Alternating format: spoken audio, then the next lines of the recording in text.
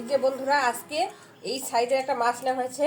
এই মাছটা হচ্ছে পাঙ্গাস মাছ, 2 কেজি ওজনের। আর আজকে একে কিভাবে ক্লিন করব একটু দেখুন। এই যে খোকসার পাতা নিয়ে এসেছি, একদম গাছ ধরে নিয়ে এসেছি। আজকে এটা দিয়েই এই মাছটাকে পরিষ্কার করব।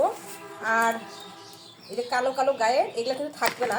যখন এই খোকসাতে এই পাতাগুলো দিয়ে যখন আপনি এরকম করে ডলন দিবেন, দেখবেন একদম সাদা ফকফকা হয়ে গেছে। এই কালোগুলো দেখলে তো রুচি নষ্ট হয়ে যায়, কিন্তু এই পাতাগুলোতে যখন আপনি ডলবেন তখন কিন্তু এই কালোটা আর থাকবে না।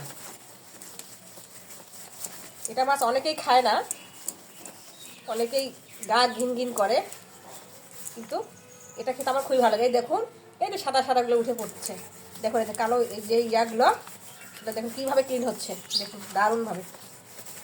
দেখেছেন বন্ধুরা? এই দেখুন দেখুন মাছটা আবার কি সুন্দর সাদা হয়ে যাচ্ছে।